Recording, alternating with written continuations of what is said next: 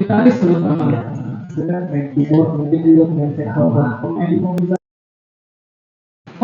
udah punya lyrics nih udah bikin lyrics nih biar suaranya masuk. Gimana ya caranya mau pasang ini dulu Ya siap. Biar masuk suaranya. Siap. Tatno Tobis. Lanjut. Udah tungguin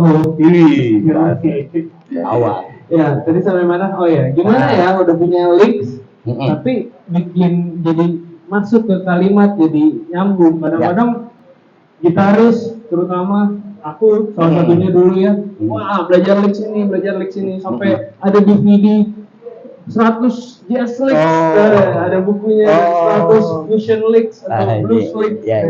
Banyak banget kayak gitu. Iya. Terus kita pelajarin lyricsnya, ada mungkin not balok, tablatur. Pas udah bisa nih lyricsnya, kok nggak enak ya? Iya. Sering banget kan.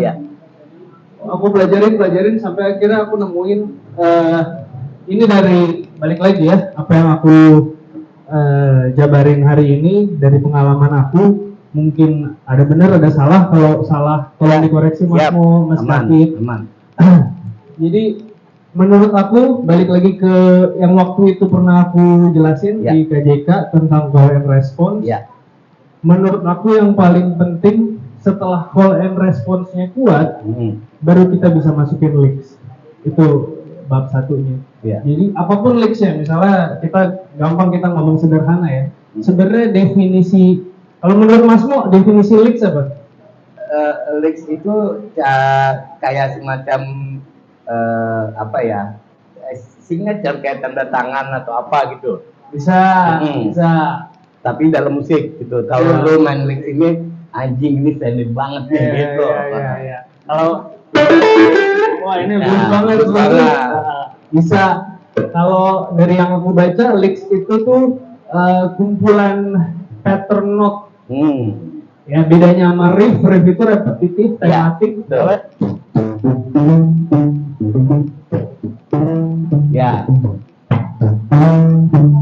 Jadi kayak pola ya. Kalau lyrics nggak harus repetitif, bisa random. Betul. Nah misalnya mulainya gimana? Misalnya kita buat lyrics, oke, kita tahu major scale. Mulai dari yang sederhana, kita mau ngomong jazz dulu ya. Misalnya major scale. Ingat tadi definisi lyrics adalah sebuah pattern. Jadi kita bisa bikin sebuah pattern. Contohnya misalnya kita bikin grouping 3 not misalnya.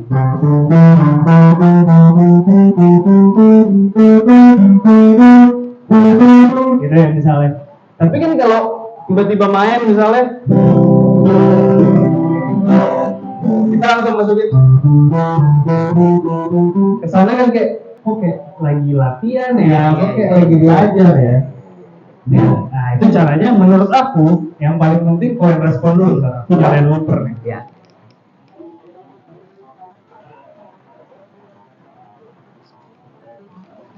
Untung di Helix ada looper kan. Nah, ini contohnya 2 chord aja ya. Oke. Sederhana.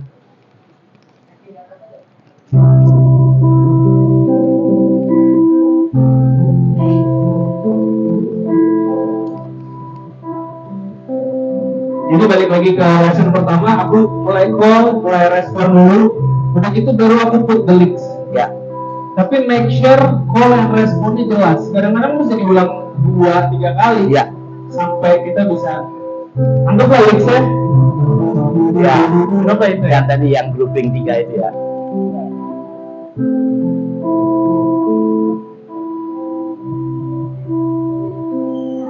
Oke.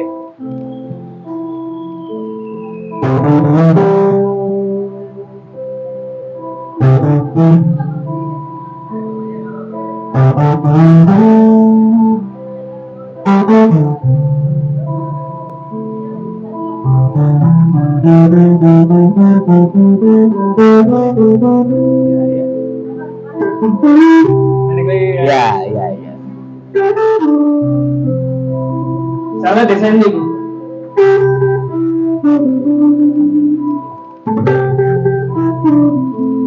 Naik.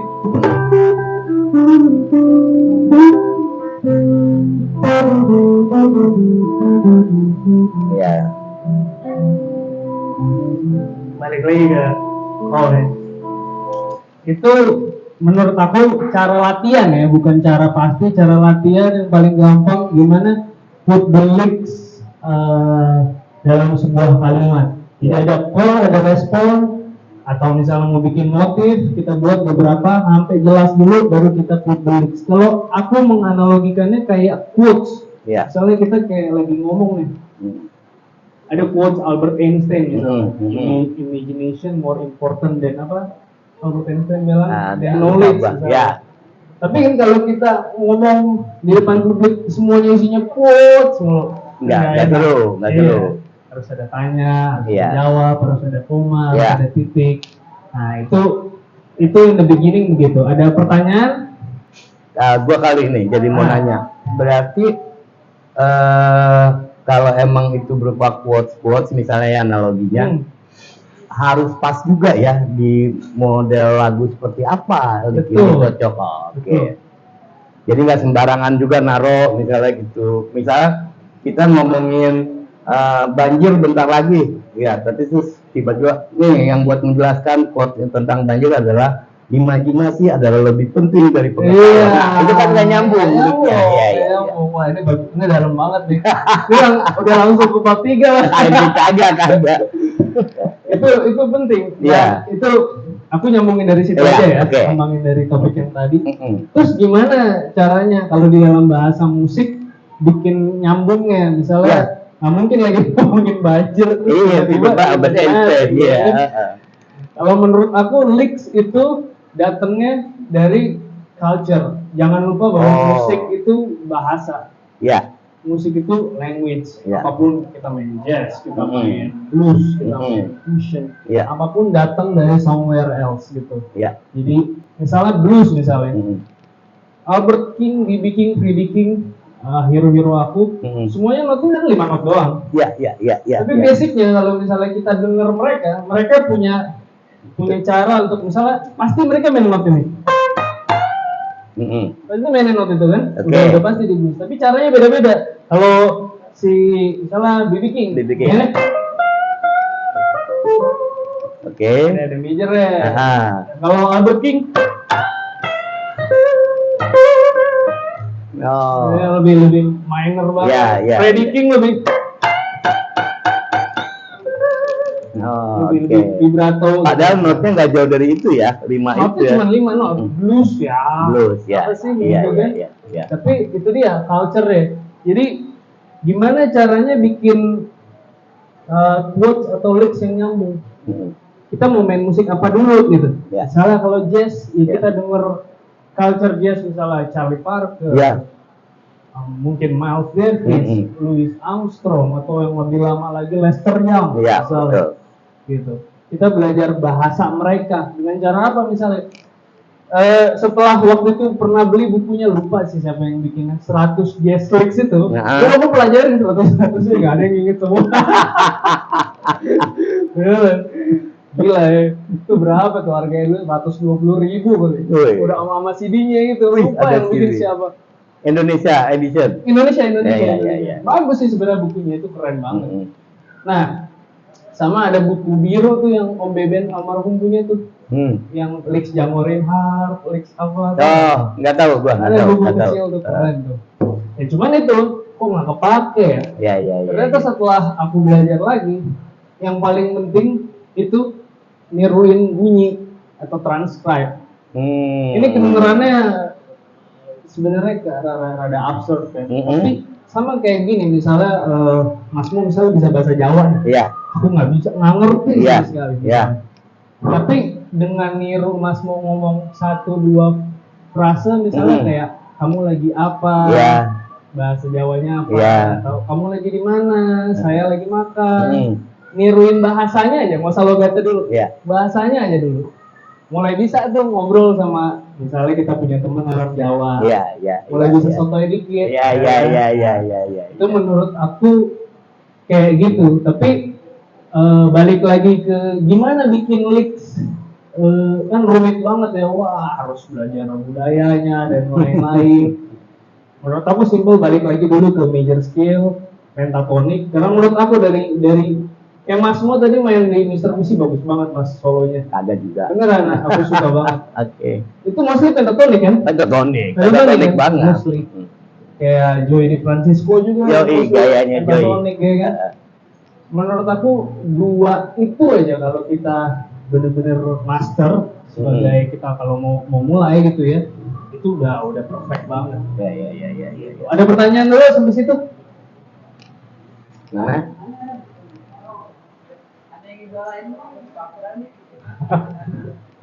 gini dong. Apa? Hah? Apa Mas Katno? Mega Adet nih ngeri nih. Wih. Cik. Gue cuma mau nanya ini doang. Belajar 1-2 kata itu perlunya maksudnya gini. Kan tiap orang mencernanya berbeda-beda ya. Kayak gue juga misalnya, ini ngapalin gimana gitu. Kayak misalnya gini, kayak gue misalnya cuma pakai diatonik sama pentatonik. Itu doang paling gue nggak jauh. Cuman sama dengan kata-kata itu, bener apa enggak sih gitu? Misalnya kayak tadi lagu kita bawain kayak sa nih gitu kan. Nah gitu kan kayak kalau nggak hafal apa sih tadi bahasa frasenya gitu, jadi kayaknya malas gitu kalau cuma ngapalin melodinya atau enggak ngapalin apa namanya skillnya gitu, kayaknya hampa lah kalau gitu. Itu bener nggak sih gitu? Gue cuma pakai dua biasanya karena gue ingetnya itu aja, diatonis, pentatonis gitu. Kalau yang lain gue udah nggak ini, biasanya nggak jauh dari itu lah. Sama satu arpeggio lah gitu bahasanya. Kira-kira bener nggak sistem gitu kan? Gitu. Kita aja sih yang mau gue tanyain. Jawaban aku sih sah dan bener aja. Misalnya main sani cuma pakai pentatonik sama major scale bisa nggak? Sangat bisa. Cuman kita harus tahu ilmu harmoninya karena kayak tadi main sani misalnya ada changes yang ini modulasi kan 2/5/1 RF kan? Berarti major scale nggak bisa lagi pakai yang di C atau pentatonik A minor. Ini mesti pakai major scale F. Terus pindah ke sini misalnya Balik lagi. Ya, balik lagi ke situ. Terus ada yang di ujung. Ada yang ke sini nih. Ini nggak bisa lagi pakai C major scale atau F major scale. Ini bisanya pakai S major scale. Karena ini 5-nya S. Family chord-nya S. Jadi kalau kita nemu chord dominan nih misalnya bass 7 misalnya. Gampang mikirnya. Bass 7 itu 5-nya dari apa? Dari F. S kan? Dari S ya udah main major scale S. Contoh ya misalnya gue mainin sani tapi pakai major scale sama pentatonik doang.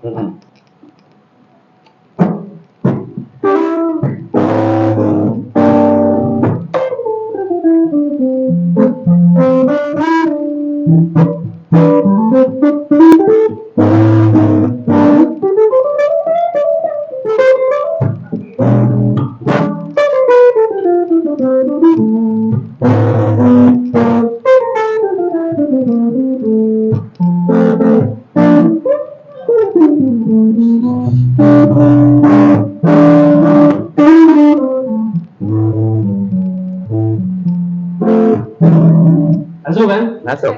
Ya, kita yang paling penting kita harus tahu harmoninya. Gitu. Setuju.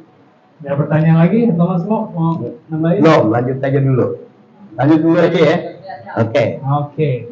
Nah, sekarang gimana caranya kita misalnya kita punya lips nih dan jaga cita ini nih bikin judulnya ini ya. Tahu udah istirahat dikit, gantiin aja. Biar dia tahu, dia yang paling tahu nih. Lanjut. Jadi misalnya gini, kita udah bikin banyak licks dari pattern yang tadi, dari pentatonik, dari major scale, ya kan. Terus kapan sih momen-momen masukinnya biar efektif? Menurut aku licks, it doesn't matter betapa kompleksnya licks itu, it doesn't matter betapa cepatnya licks itu, tapi seberapa efektif licks itu. Cuma misalnya gini, ada namanya repetitive leaks. Oke. Repetitive leaks, ini leaks ya, leaks gampang banget lah kayak. Ya, ya. Ya, itu Ya. gampang kan? Bentar ya. Itu masuk leaks tuh. Itu termasuk leaks? Iya. Cuma 3 not doang termasuk leaks. Iya. Ini mesti by looper nih, bentar ya. Ini mesti dicontohinnya pakai. Misalnya aku main 12 bar blues Iya. di A.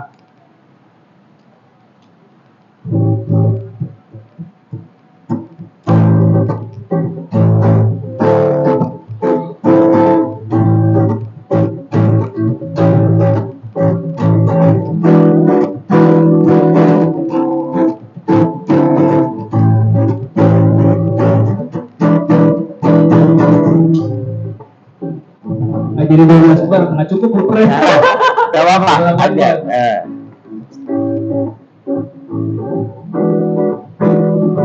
Nah, repetitive leaks paling works saat ada di turnaround. Ya, ya, ya. itu, Benar. itu paling mancing drummer. Biasanya gimana sih kita bikin drummer, misalnya drummer di Indonesia misalnya kebanyakan yang aku temuin sama bahasa blues biasanya belum peka tuh. Oh, Ini biasanya lebih peka sama rhythmical value. Ya. Jadi di licks ada rhythmical value juga misalnya ya.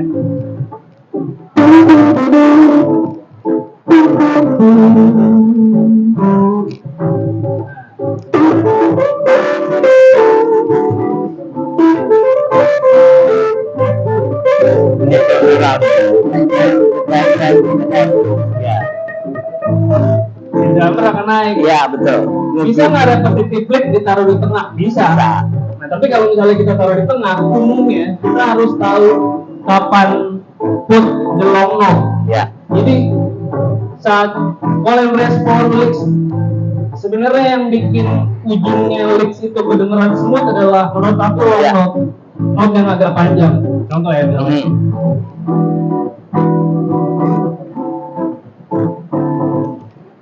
Sorry.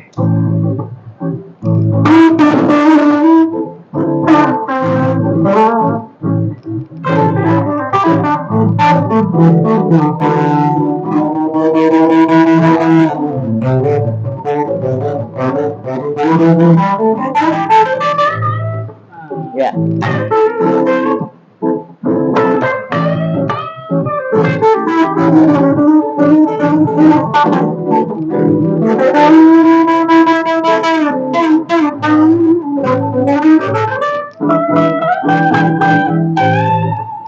Ya, Cuma long note ya. ya. Jadi nggak Ngerti. terkesan patah karena kalau dedet Nah, patah. Iya. padahal belum beres tuh. Padahal belum beres. Iya, betul. Gitu. Itu salah satu trik. Ya. Termasuk misalnya gimana misalnya bikin licks outside misalnya. Mhm. Balik lagi aku gampang. Basicnya pentatonic atau major scale. Misalnya Oke. pentatonic misalnya. Oke. Aku cuman geser setengah doang. Oh, Misalnya main di A tadi ya. ya. Aku yakin semuanya tahu lah A minor Ya. pentatonic. Ya. Kalau mau main outside, aku geser setengah doang ke B. Oh, Atau mundur setengah ke ke as. Ya. as. As pentatonic minor. Hmm. Tapi gimana naruhnya biar enak? Nggak terkesan Nggak salah-salah. terkesana salah-salah. Kan kalau misalnya naruhnya begini nih, pasti bunyinya antal banget. Ya, ya, ya, ya, ya, ya. Ya. Gimana caranya bunyinya bisa enak? Balik lagi, aku biasanya mainin satu motif berulang-ulang sampai audiens atau aku sendiri notice. Nyaman, ya? Iya, notice motif itu sampai itu kuat banget. Ya. Nah, misalnya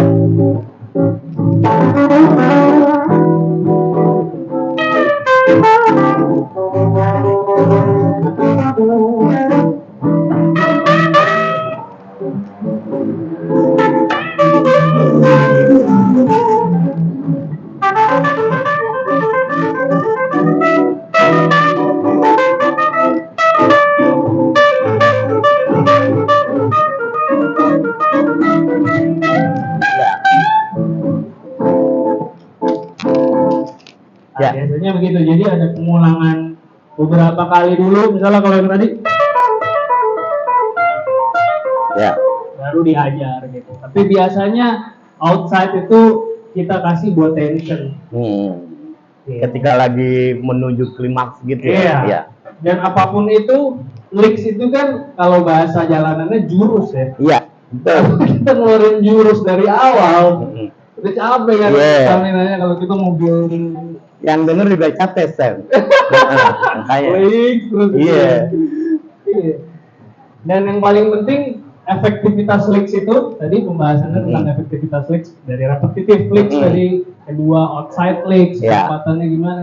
Menurut aku yang paling penting lagi adalah licks itu harus, ini menurut aku dari pengalaman main ya, saat mainin licks kita harus ngebaca siapa drummernya, siapa bassisnya. Oh, partner Menurut aku kita ya. ya, partner kita ya. Partner. Rhythm section, rhythm section. Jadi ini debatable banget sih ya. Iya. Ya, ini pendapat Selera, subjektif, selera. Ya. Misalnya gini, misalnya ini karakter. Jadi berapa kali main sama drummer ini, oh dia nih perangsangnya sama yang Super 16 nih. Iya. Nggak mau deh gue keluarin. Heeh. Ada drummer yang ketika kita baru main not outside pelan aja, dia udah tahu harus ngapain. Ada drummer blues biasanya yang kita baru main, dia udah responsif banget, dia udah tahu gimana dynamic. Ada drummer yang nggak tahu dynamic gimana, nggak tahu nurunin, nggak tahu apa. Kita harus nematin diri kayak kita lagi main sama backing track. Kadang mesti begitu. Iya. Ngerti. Jadi licks menurut aku harus kalau buat licks atau belajar licks dari siapapun idolanya itu harus seadaptif mungkin. Betul. Setuju gua. Ada yang mau ditambahin? Enggak, gue cuma kayak menemukan pencerahan nih, Stan, dari penjelasan lu soal lick, bagaimana lick outside itu ditempatkan, diciptakan, kayak gitu-gitu. Gue sebenarnya punya satu momok yang selalu orang bilang, main jazz gak apa-apa kalau salah. Buat gue nggak bisa. Lu berimprovisasi dengan lick, naik tengah, turun tengah, segala macam itu dipikirin. Nah ini maksud gua soal inilah yang akhirnya bisa dijelaskan, kagak itu lick bangsat kan kayak gitu-gitu. Nggak salah-salah, main jazz juga gitu loh. Karena itu orang awam biasanya memahaminya begitu, Sam. Dan gua agak menggugat soal itu. Oh iya. Setuju. Terus lu Mas? Mentang-mentang mau main outside, lu asal aja. Yang penting fales nggak apa-apa, itu outside. Gue bilang gitu. Apapun yang kedengerannya atau di digestnya, dicernanya simple, kadang-kadang datang dari hal yang rumit banget. Iya, betul.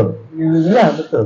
Nah, ada suatu saat seorang Coltrane di part interlude yang Karuta Solo, dia cuma main satu not, tapi ngomong gitu loh. Biarkan si rhythm sectionnya yang ribut-ribut sendiri, kayak itu aja sudah suatu bentuk yang disengaja dan dikonsepkan kayak gitu-gitu. Iya. Itu kan sebenarnya aku dengar rekaman yang itu lupa. Pokoknya di album Bluesland ya, apa sih? Oh iya. Yang mukanya jadi biru gitulah. Itu dia lagi terinfluence sama India banget. Iya betul, baru ketemu sama Arya itu, calon bininya itu. Ada lagi yang mau ditanyain? Ada pertanyaan? Nah, sekalian deh jaga agak, lu gantian nggak? Lu lebih paham. Gantian ya? Sambil ngomongin. Keren lah. Thank you. Sama-sama Ben. Gila gua pencerahan banget. Ini klip buat masuk itu. Sekarang jadi modern. Baru mau nyoba. Lah tadi dia nggak pakai ya? Pakai kali. Ini buat apa? Ini buat lo, ini buat ke AP. Terus AP kecil kalau nggak pakai. Oh, cek, gunanya lagi, Sen. Yo, ayo dong. Ya, makin banyak pertanyaan makin asik. Gue juga jadi belajar. Siap, sama-sama. Jadi gini, contoh yang baik, maksudnya bukan contoh yang baik. Biasanya kalau gitar kan kalau main pasti pengennya ngebut gitu kan, gitu. Kalau yang gue simak, kalau David suka ngomong tuh, lu kalau main melodi napas. Kalau nggak napas lu bisa ngap-ngapan gitu kan. Benar nggak ya? Enggak, lo. Ayo, siapa tuh yang ngomong? Tapi dulu kalau pengen main napas lu, kalau main napas gitu. Ini kalau kita main contoh yang benar tuh dari mana apa? Pernah gue baca yang benar tuh coba lo dengar pemain alat tiup gitu. Kalau dengerin ini gitu. Kalau menurut Sandy gimana? Benar nggak sih kalau kita menilai mixnya atau nggak kita mencontoh dari pemain alat tiup yang paling efektif buat bisa main melodi? Contohnya kayak ngejazz lah ya. Kalau gua kan bisa dengerinnya ngejazz nih. Kalau ngerok gua belum dengerin Fit. Dan lupa lu kosnya doang Megadeth Fit. Itu doang sih. Makasih. Oke. Mungkin mulai dari yang terakhir ya. Kalau jazz misalnya kenapa referensinya alat tiup? Menurut aku basicnya secara budaya, setiap musik itu punya roots instrumennya. Jadi jazz misalnya roots instrumennya kebanyakan alat tiup. Roots di mana mereka ngambil kalimatnya. Ella Fitzgerald dengerin Lester Young misalnya, Duke Ellington misalnya dengerin Lester Young, dengerin Ornette Coleman dan lain-lain. Jadi ya alat tiup, tapi bukan cuma tentang nafasnya. Kalau jazz ya, tapi tentang memang kayak misalnya main blues misalnya. Kenapa blues tuh sering ada? Tahu nggak kenapa? Itu tuh Lex harmonika.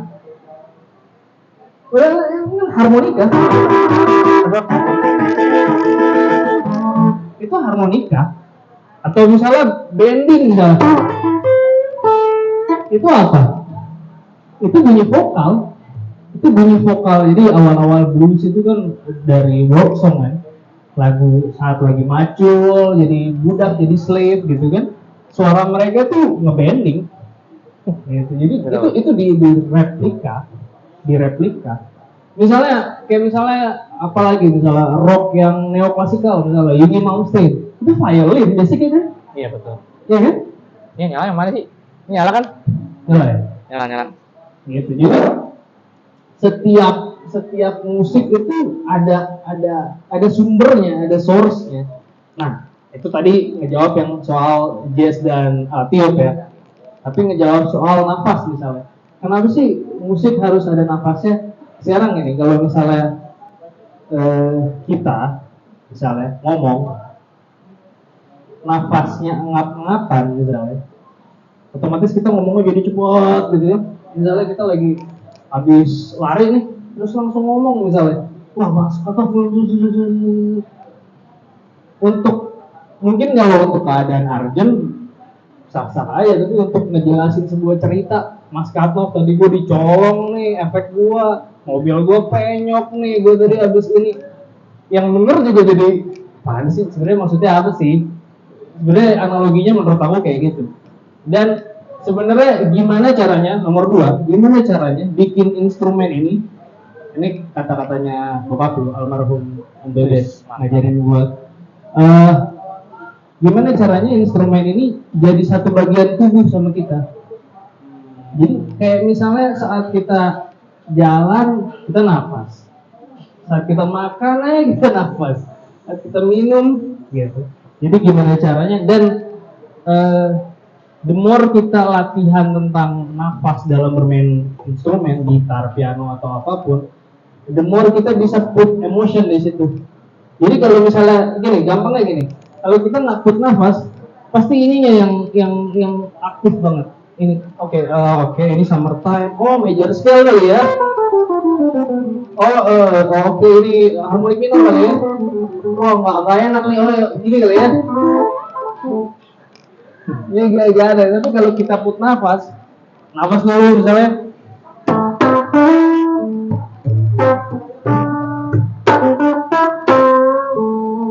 Nafas dulu.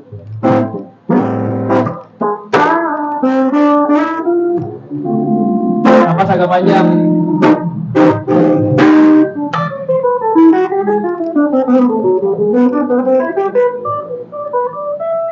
Nafas lagi. Cara latihannya kayak gitu sebenarnya.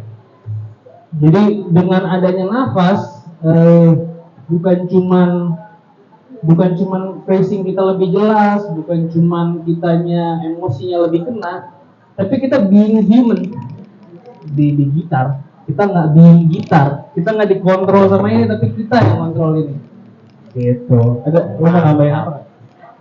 Itu mah udah komplit banget sih sebenarnya. Lu kan jago ya gini-gini nih sebenarnya.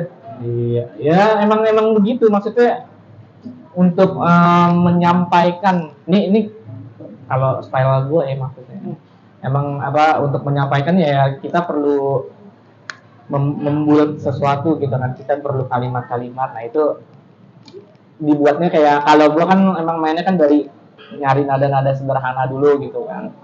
Nah itu kan gue bikin bangun jadi motif-motif. Nah itu dan nanti lama-lama gue bikin titik komanya dan nafasnya. Ya itu cara gue menyampaikan di musik ya begitu, musical language gue ya begitu. Dan mungkin lo juga pasti sama lah. Maksudnya kalau udah di fase itu ya lo akan berusaha membuat suatu nafas gitu kan. Ya nggak cuma main. Mungkin pas awal-awal bermusik ya pasti kita terpancing kan, maksudnya awal-awal kita baru belajar musik maunya kan kayak show off dikit gitu kan. Nah tapi lama-lama seiring lo berpengalaman lah, apalagi itu jam terbang, ntar lama-lama lo akan mikir. Jadi lo akan membuat suatu apa sih namanya phrasing yang memakai motif-motif. Nah itu menjadi kalimat untuk lo berbicara di situ menggunakan instrumen. Ya. Dan dalam jazz especially gitu ya, menurut gua gara-gara balik lagi ya pengalaman beli buku 100 jazz licks itu. Tadi gua cerita, gua pernah, lu tau gak sih ada buku 100 jazz licks tau kan? Terus licksnya dari beda-beda, ada dari Django, ada dari Parker, ada dari Pat Metheny, beda semua kan ininya, culture-nya. Ya, gue belajar bahwa licks, kalau kita mau belajar licks misalnya, kita mau bikin licks, terbaik adalah dengan dengar dari rekaman. Terbaik adalah dengan imitasi dari bunyi yang kita dengar di rekaman. Siapapun yang paling mudah. Even misalnya siapapun yang ada di KJK, misalnya lagi solo Summertime, gue suka solonya Jaga nih. Gue suka solonya Bang Ricky nih di Alot nih. Gue suka solonya Mas Katov nih di Days of Wine and Roses. Lo rekam, terus ya coba tiru gitu. Mungkin pada awal ya, persu, wah kalau gue nggak tahu teorinya, masa gue langsung ke situ? Iya. Tapi nggak apa-apa juga kadang-kadang ya, nggak apa-apa juga untuk temuin dulu bunyinya, later baru final gitu. Kenapa ya bunyinya kayak gitu? Karena jazz pun dulunya begitu kan. Jazz gitu. Blues dari musik ratapan dari blues gitu kan, tapi dinotasikan, diteoriin sama anak klasik kan gitu. Karena itu dia tadi gue jelasin ke Mas Katma sama Mas Mo mana Mas Mo? Tadi jelasin juga sama Mas Mo gitu ya. Sama kayak gini ya, sama kayak kita belajar bahasa Sunda, Inggris. Kita harus niru cara. Iya benar. Kita harus niru cara dia ngomong, what are you doing, how are you, bla bla bla, ya kan? Betul. Itu belum logatnya, belum aksennya, belum vocabulary-nya yang benar gimana, belum grammarnya. Betul. Iya emang kayak gitu ya kan. Dan untuk gimana caranya untuk licks gue dapet grammarnya, vocabnya, ya lu dengerin. Kalau menurut gua, advice dari gua, dengerin satu artis. Kalau jazz misalnya, dengerin satu artis yang lo resonate banget, entah Charlie Parker, nggak harus alat tiup Mas Katong sebenarnya, siapapun yang resonate gitu, yang gue suka Django Reinhardt nih, gue suka Pat Metheny nih, kulit solo dia yang paling menurut lu paling gampang, paling di lagu yang lu tahu, transcribe gitu, mau cuma 4 bar, 5 bar, kadang-kadang satu lick misalnya yang lu bisa adaptasi dari Charlie Parker, misalnya gue dapet licks ini dari Donnelly misalnya, lo tau licks ini kan? Kan gue cuma ngambil ininya doang nih. Gue bisa apply ke many condition Banyak. misalnya I love me.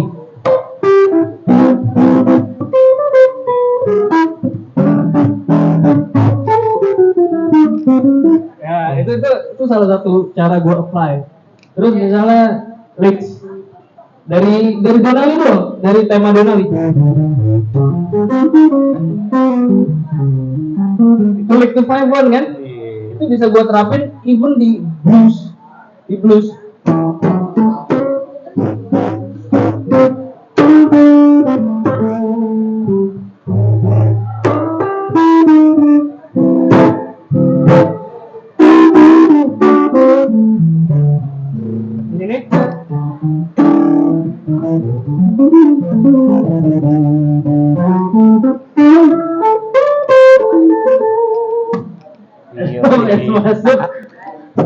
Gak apa-apa, bisa. Bisa dong. Iya. Gitu. Ada pertanyaan? Apa Eta? Mungkin maksudnya kenapa Jess banyak ngambil apa bikin itu banyak ngambil dari tiup nafas gitu kan? Ya karena emang kita meniru dia nafas karena ada batasnya kan alat musik tiup itu kan. Kapan dia harus berhenti, kapan ini ya makanya diterapkan ke gitar atau piano yang tanpa nafas pun sebenarnya bisa. Gitu. Iya. Nah untuk lebih bernyawa ya kita niru paling gampang alat musik tiup gitu. Simple aja ya. Om Edo, mau nanya dong. Nah, kemarin gue habis ngopi sama Om Edo di Konji. Terus Terima kasih, Stanley. Om Edo. Banyak problem. Ya Om. Saya kan awam nih, boleh dibilang ya, untuk di musik khususnya blues.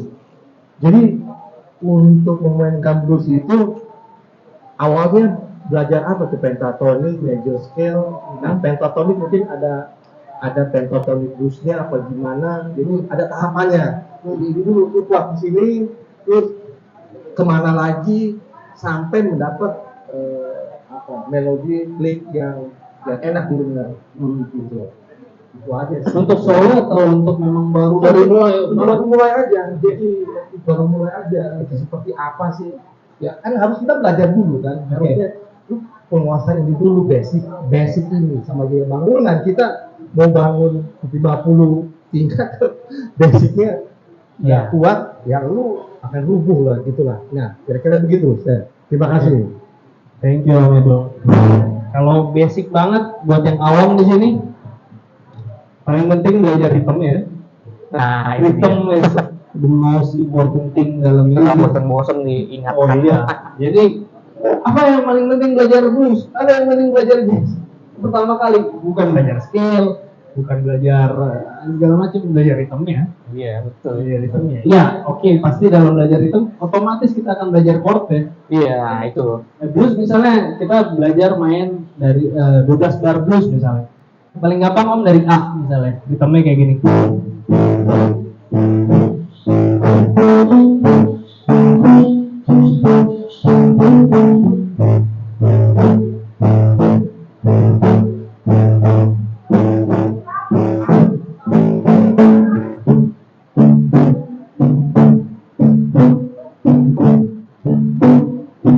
Sampai boring ya.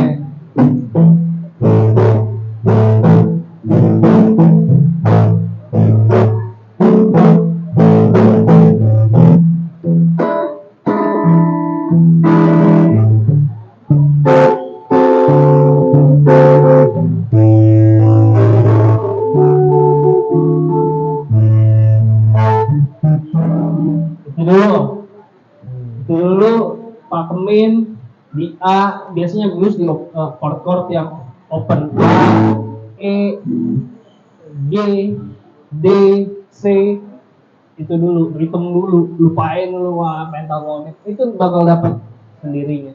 Sampai misalnya Om bisa main sendiri.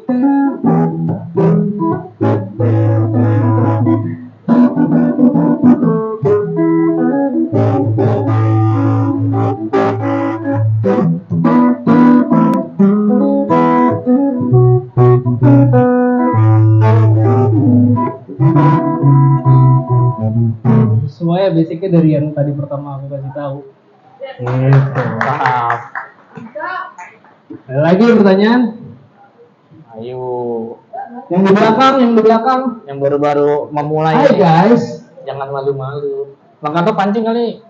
Pancing biar nanya. Nggak apa-apa, nggak ngerti, nggak apa-apa. Kalau misalnya lebih ngerti daripada kita ya. Silakan. Ya dong. Ada yang mau nanya? Om Edo tadi kan kelihatannya kayaknya boring gitu-gitu doang kan. Cuma buat orang yang baru belajar bisa begitu aja udah bahagia tuh. Nah ini nih, ayo. Wah. Sebutin namanya, emailnya, nomor telepon. Namanya siapa? Coba, Mike. Nama saya Novel. Noval. Ya, Novel. Gimana Mas Noval? Pengen nanya, Ah, di musik tuh Mas belajar jazz sama blues tuh lebih susah yang mana sih, atau lebih tricky yang mana gitu? Atau emang enjoy dua-duanya? Coba curhat gitu tentang jazz dan blues. Oke. Makasih. Makasih Mas Tobal. Tepuk tangan dulu dong buat Mas Tobal. Pertanyaannya langsung ke dalam. Ini harus dua malu yang jawab. Betul lah. Blues sama jazz lebih susah mana? Menurut aku masing-masing ada tingkat kesulitannya. Sama kayak nanya belajar motor sama belajar mobil susah mana? Soalnya pertanyaannya kayak gitu menurut aku. Kalau blues itu sama kayak misalnya Mas Noval punya apa namanya? Punya kolam gitu. Kolamnya nggak lebar, cuman segini, tapi dalam banget. Jadi gimana caranya kita ke dalam banget? Dan gimana caranya keluar lagi? Jangan sampai kejebak tuh di dalam, mungkin sumur ya itu bahasanya, sumur dalam banget. Tapi nggak lebar, nggak lebar dalam artian secara bahasa musik apa sih? Chordnya cuma A7, A9 palingan. Putaran chordnya 145. Kadang-kadang ada duanya tapi juga jarang, ya kan? Mostly pentatonic, lu bisa major pentatonic, minor pentatonic, semuanya udah kelar. Tabrak semua juga. Tapi susah banget enaknya. Nah, enaknya itu. Iya. Mojonya ya. Mojonya gimana? Nah, itu kalau menurut aku blues tuh kayak gitu. Jadi sumur dalam banget. Mau nggak tuh ke dalam banget, terus bisa keluar nggak? Kalau nggak bisa keluar, nah hati-hati tuh. Sering kejebak sih banyak yang apa sok ngeblues tapi kejebak, dia jadinya lama-lama kita udah boring gitu kan. Karena dia nggak tahu mau ngapain lagi nih. Iya. Dengan wadah cuma segitu gitu. Iya. Kalau jazz itu benar-benar kayak, kalau menurut aku ya, ini subjektif. Kalau menurut aku kayak samudra, luas banget. Dia nggak sedalam sumur yang tadi menurut aku ya pribadi. Tapi dia luas banget. Ada banyak possibility, eksploratif. Ada banyak hal-hal yang tiba-tiba kita temuin, gila ada ubur-ubur bentuk kayak gini ya. Gila ada ikan hiu yang model kayak gini ya. Makhluk asing. Iya, ada ikan kayak gini. Tapi dia nggak sedalam, menurut aku dia nggak sedalam blues. Tapi bagaimana kita eksplor keluasan gitu, menurut aku sama trikinya. Nah, kalau opini pribadi lebih susah mana? Ini subjektif ya, menurut gua doang berarti ya. Menurut gua lebih susah blues. Menurut gua. Karena menurut gua lebih susah, ini dalam, lebih susah mensyukuri apa yang sedikit daripada mensyukuri apa yang banyak. Menurut gua.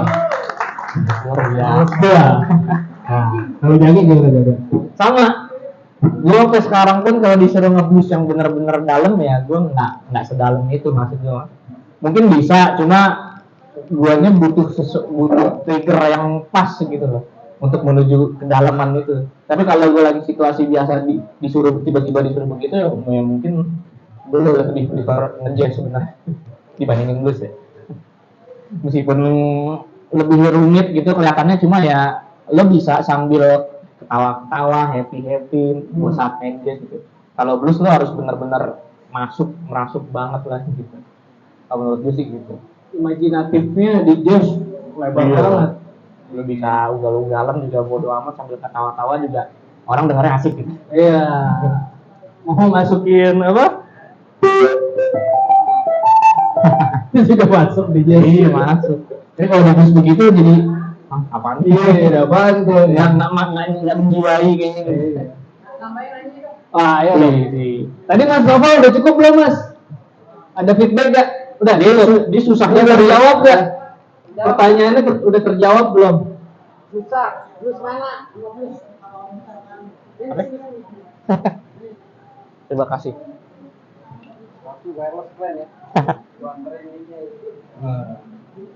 Nanyanya bagi suara deh, Mas Kato.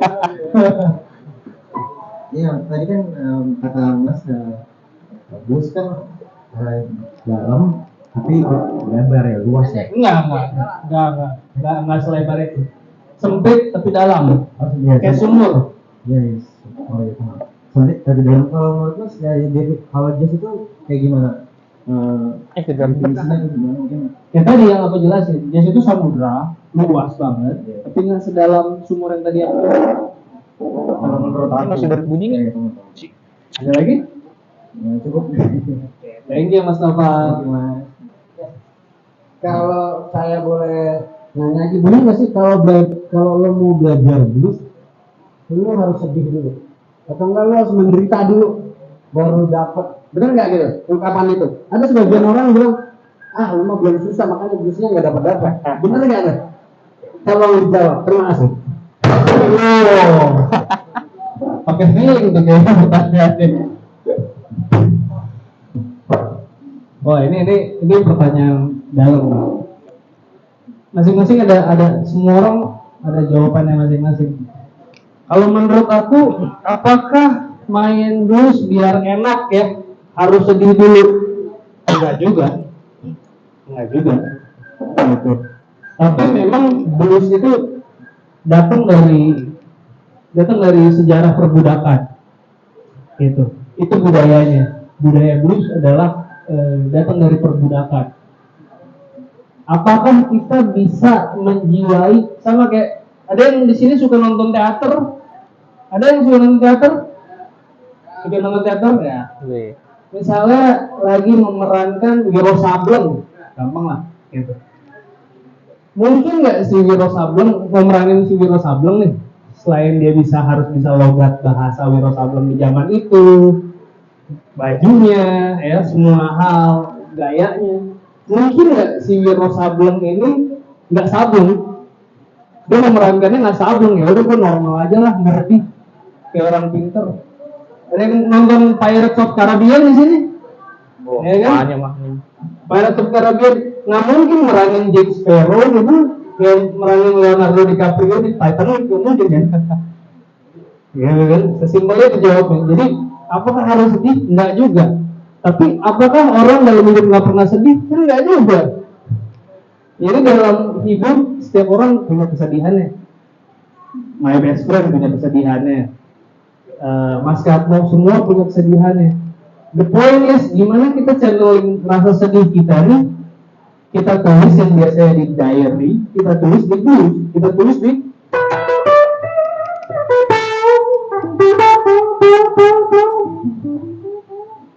kita tulis di situ. Kita tulis dalam bentuk not. Ada sedih, ada senang. Kadang-kadang hidup juga bukan hitam dan putih. Senang enggak juga, sedih enggak juga, banyak utang. Gitu. Jadi apakah harus sedih? Enggak juga. Tapi kalau lagi sedih, kalau lagi senang, harus bisa apply ke blues atau harus bisa apply juga ke jazz. Menurut gua ke semua musik lah ya. Betul. Kalau menurut gua gimana? Kalau menurut gua nggak mungkin kayak gini, nggak harus sedih pada saat misalkan saat itu lagi nggak sedih gitu kan. Tapi lo harus main lagu yang sedih misalkan gitu. Nah kalau gue kayak gitu biasanya ya kita pakainya kekuatan imajinasi pastinya kan. Imajinasi itu kan penting pastinya kan. Kayak gue waktu itu pernah gue bikin musik, gue ngebayangin udah punya anak gitu kan maksudnya. Nah itu gue bener-bener ngebayangin ceritanya gitu sampai gue di stage pun nangis-nangis lah gitu. Jadi gue bakal begini nanti begini padahal waktu itu belum kejadian gitu kan. Terus setelah akhirnya kejadian baru oh beneran ternyata begini gitu. Jadi waktu itu kan gue belum ngerasain, sama kan mungkin belum ada yang pernah ngerasain penderitaan tertinggi gitu kan. Tapi lo harus bisa mentranslate itu ke musik gitu kan. Nah lo paling sederhananya ya lo harus bisa imajinasi sih pasti. Iya. Dan mentranslate isi pikiran ke permainan. Nah itu emang butuh sedikit jam terbang sih pastinya. Iya. Ya, minimal lo udah nguasain yang tadi itu tuh kayak skill dan rhythm. Nah itu jadi lo bisa mengapply, lo harus mau gimana pikiran lo di translate gitu kan. Iya. Kayak gitu sih. Iya. Kurang lebih kayak gitu pertanyaannya. Ada pertanyaan lagi? Mana nih Mas Mo? Ini tadi balik ke quote itu, imagination is more important than knowledge. Nah, ada Einstein. Mas Mo nih bilangnya. bilang aja deh, belum nanya. Oh diuji Mas Mo. Kalau nggak nanya lagi, gua mau tutup nih. Saatnya jam session. Soalnya Stanley sudah cukup. Nanti dilanjut lagi. Jamnya sudah masuk. Ya, ada pertanyaan? Ada pertanyaan lain sebelum ditutup? Terakhir. Terakhir. Ini terakhir. Mas David. Kekenyangan, Boy. Nanya lu, nanya terakhir nih. Itu kedengeran ya sih gitar. Ah? Selamat malam. Mas David. Ini gua nanya begini lebih ngeri loh dibanding kemarin sama Om Adam. Asli, dari segi teori ini lebih dalam dibanding Om Adam. Iyalah. Mana? Semua kan nyantai loh. Gua nggak ada takut-takut. Ini gua takut gua udah bisa ketemu bola ini. Bukan bola bujana ya? Iya, bola bujang. Dari dia pada namanya gila. Ngeri sekali sekarang. Oke, saya. Tadi lu bilang blues itu bedanya luas tapi nggak dalam, dan blues itu sempit tapi dalam, sedalam apa? Subjektif, betul. Menurut gua. Oke, berarti selesai. Kalau kita kasih tiga. Nah, ke dalam apa tadi? Ke dalam Subjektif. Yes. Oke, ada lagi pertanyaan. Ini kita punya stok banyak nih. Gitaris 1, 2, 3. Siapa ngapa gitaris ya? Ngapa gitaris? Ada Dani, ada Om David. Kira-kira apa nanya lagi? Buruan sini. Ayo. Suara tutup nih. Kadang saya dengar blues, saya suka blues ya. Saya kadang dengar blues ini salah satu pemain ya. Awalnya enak, begitu ke tengah-tengahnya ada kayak bagi saya tuh ada kayak kecepatan atau bagaimana itu. Kenapa suka begitu ya? Menurutnya betul. Siapa? Ya, saya Satu lagu. ya lagu di perform, jadi Oh. awalnya enak deh, Live. bener-bener enak. Tapi dia nulis dia gini bagi gua aja sih. Kok kayak ada lari, ada kayak orang bilang dia enggak Live kan? konsisten gitu. Oke, itu aja sih. Live. Live. Oh. Aku sih kalau aku ya, menurut aku itu manusiawi sih. Mungkin turun enggak apa gimana gitu kali ya. Kalau- Karena juga manusiawi ya. Kalau live sih. Improvisasi ya betul. Jadi emang resiko lah bahasanya gitu ya. Jadi dipanggil gitu. Amedo terjawab sudah. Ya jadi manusiawi lah. Kebawa itu mah emosi biasanya. Grup band, ya kan sudah enak terus ya turun gitu. Maksudnya gitu kan. Terjawab sudah. Ada lagi? Maksudnya mas aja tuh kok lama-lama nggak enak gitu ya. Kok tadinya enak gitu. Oke, kita jadi Om Stanley. Yuk. Sudah cukup workshopnya. Terima kasih Stanley. Terima kasih teman kita. Workshop hari ini tanggal 43. So, seperti biasa sebelum kita selesai workshop ini, kita ada juri. Ada gitaris 1, David, ada Dani, ada Nobel, ada sebelum Om Mahmud Wiswi. Ini bukan Jangan semua. tetap dinamis. Ayo sebelum yuk. Nah di vokalis ada Rebo, ada Mbak Ratna, istri dari Mas Dani. Ayo kita jazz. Kan lagu di jazzin dulu. Siap. Kita Pak, basis nggak ada lagi Pak. Bapak mana dulu? Apa tadi? Ayo Dan, gitar gue buntung Dan. Bapak gitar buntung lah. Ayo, Bapak. Ayo. Itu maksudnya.